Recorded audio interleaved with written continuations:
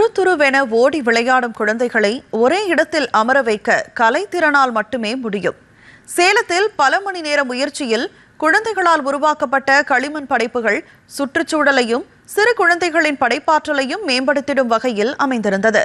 இது குறித்த சிறப்பு செய்தி தொகுப்பினை தற்போது பார்க்கலாம். எந்த குழந்தையும் நல்ல குழந்தைதான் மண்ணில் பிறக்கையிலே, பின் நல்லவராவதும் தீயவராவதும் அன்னை வளர்ப்பதிலே என்கிறார் புலமைப்பித்தன். தொழில்நுட்பம் பெரிய அளவில் வளராத காலகட்டத்தில் இந்த நடைமுறை சாத்தியமானதாக இருந்தது. ஆனால் இன்றைக்கு அன்னையுடன் இணைந்து சமூகமும் நொடிக்கு நொடி மாறும் தொழில்நுட்பமும் சமூக வலைதளங்களும் குழந்தை வளர்ப்பில் முக்கிய இடத்தை பிடித்துவிட்டன. கொரோனாவுக்கு பிந்தைய காலகட்டத்தில் சிறு குழந்தைகளின் கவனிப்பு திறன் வெகுவாக குறைந்துவிட்டது. இதனை மீட்டெடுக்கும் வகையிலும் சுற்றுச்சூழல் மீதான விழிப்புணர்வை ஏற்படுத்திடும் விதமாகவும் சேலத்தில் நடைபெற்ற நிகழ்வு துருதுருவென இருக்கும் சிறு குழந்தைகளை ஒரே இடத்தில் அமர வைத்து கவனத்தை குவிய வைத்துவிட்டது. களிமண்ணில் விநாயகர் சிலை செய்வது, சக்கரத்தின் மூலம் பானை செய்வது, களிமண் பொம்மைகளை உருவாக்குவது குறித்து பயிற்சி அளிக்கப்பட்டது. சிறு குழந்தைகளின் பொன் விரல்கள் களிமண்ணை ஆபரணமாக கொண்டு சிலைகளை வடித்தது கடவுளே தனக்கான வடிவத்தை உருவாக்குவது போல காட்சியளித்தது.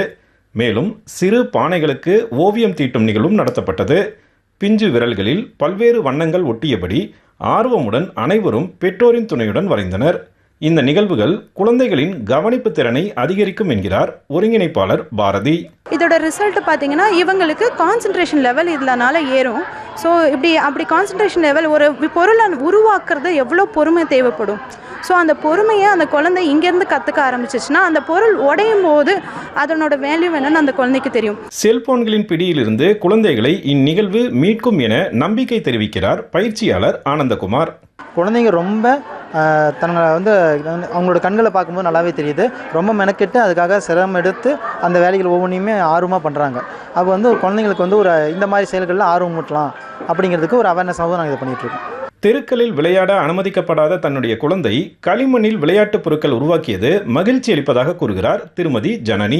மண்ணு சைடே நான் விட்டதில்லை. ஸோ இங்கே வந்ததுக்கு அப்புறமேட்டு ஓகே மண்ணில் விளையாடலாம், இந்த மாதிரிலாம் இருக்கு அப்படின்னு சொல்லி அவன் தெரிஞ்சுக்கிட்டான். இது ஒரு நல்ல எக்ஸ்பீரியன்ஸாக இருந்தது.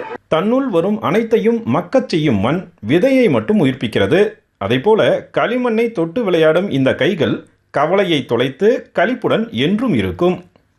குழந்தைகளின் உலகம் தனித்துவமானது.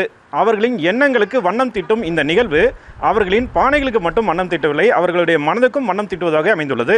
டிடி தமிழ் செய்திகளுக்காக சேலத்திலிருந்து விஜயகுமார் குணசேகரன்.